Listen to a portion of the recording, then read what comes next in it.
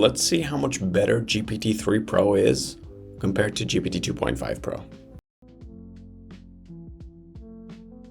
Hi, my name is Arshikani, and today we're gonna do a little bit of a comparison. It's gonna be a very short video where I just see what's the difference between Gemini 3 and the Gemini 2.5 Pro. So here, based off of Google's own website, is that the Humanities Last Exam, Gemini 3.3 Pro was able to, with tools, it was able to score 45%, 45.8%, whereas Gemini 2.5 Pro didn't have access to tools. Without tools, it was 37.5% and 21.6%. So it's a substantial improvement when it comes to intelligence.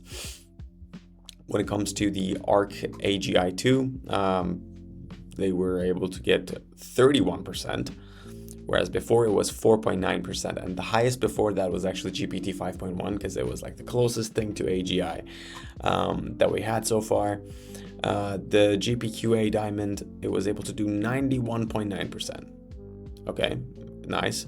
And GPT-5 was able to do 88.1%. So this is definitely giving us a very impressive result, meaning that Gemini 3 Pro at the moment is the highest intelligence LLM model that we have so far. Now, these are all, of course, different benchmarks that Google has done, and basically Gemini 3 Pro is the best at everything except for SWE bench verified. So agentic coding. Okay, interesting. So in coding, Claude Sonnet 4.5 seems to excel a little bit.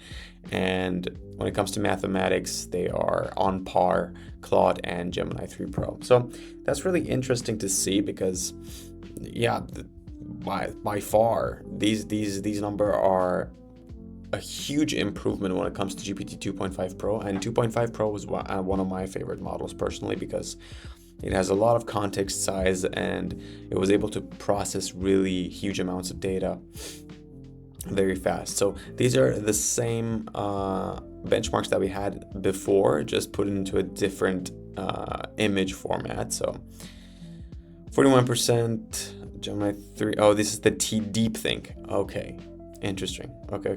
So DeepThink here we have 41%. Oh, wow, compared to 26.5.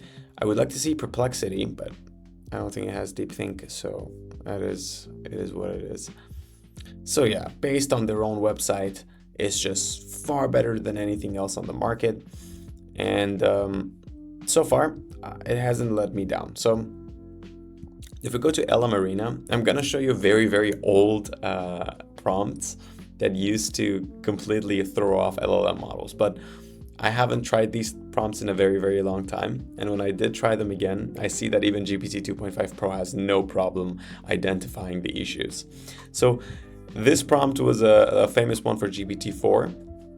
So Peter has 5 candles at the same length. He lights them up at the same time. After a while, he blows out the candles one by one.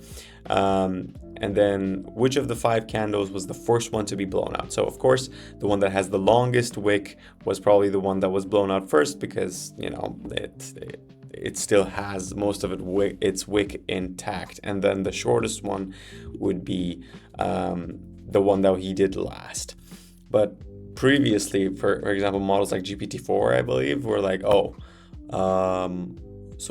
if it's the shortest wick, it was the shortest amount of time. So yeah, it was that one. But no, of course, in reality, it's number 3, the longest one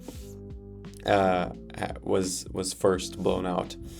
But then I saw that GPT 2.5 Pro and Gemini 3 Pro both did the answer very nicely. If I'm being completely honest, I think I like the formatting of GPT 2.5 Pro a little better.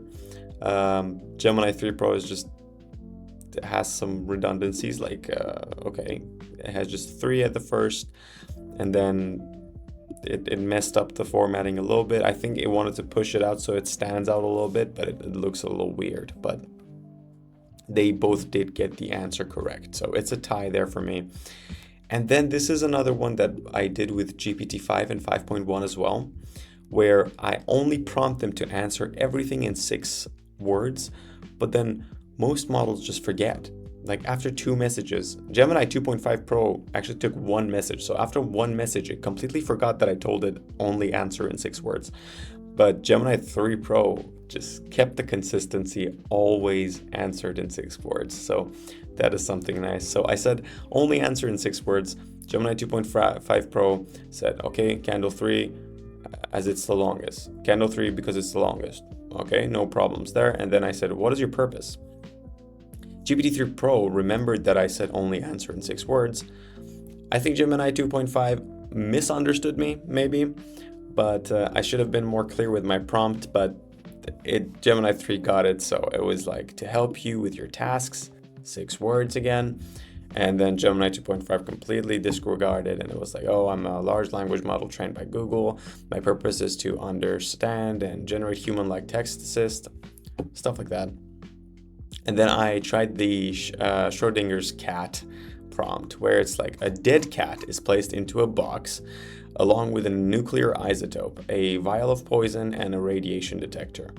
If the detector detects radiation, it will release the poison.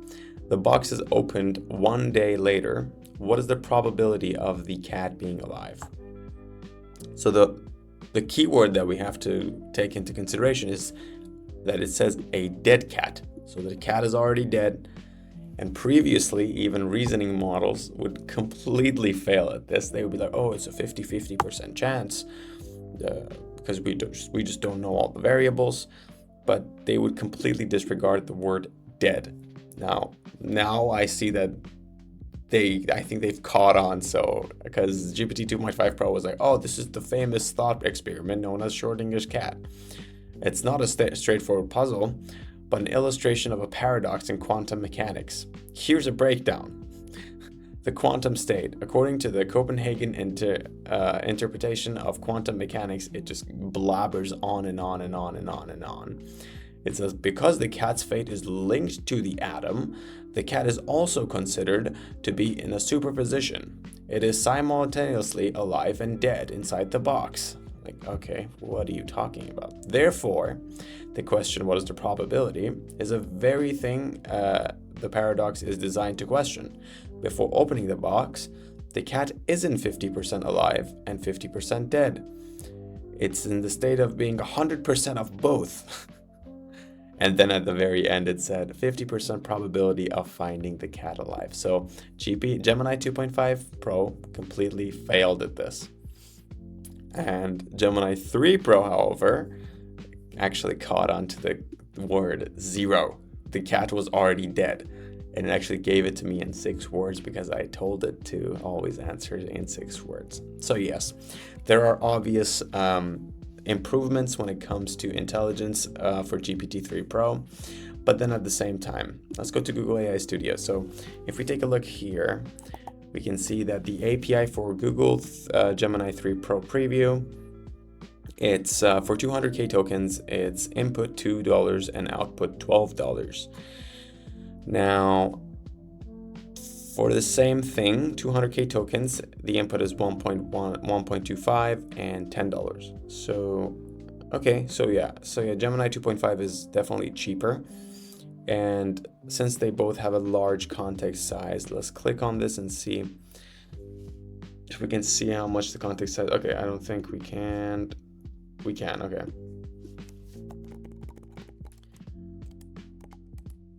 Okay, so output length, we cannot change it here in Google AI Studios, but yeah, both have a larger context size than usual. But when it comes to tasks that require reasoning and intelligence, I think Gemini 3 Pro is a very good option for now. Of course, in the future, the Gemini 3 Flash is going to be out, which is faster and probably cheaper. But for now, Gemini 3 Pro seems to be the most intelligent, Google at least, model that's out there. And according to Google, it's the most intelligent model overall in all fields. So definitely give it a try. And if you have any questions about Gemini, make sure to leave it in the comment section down below. And as always, I hope you have a wonderful day.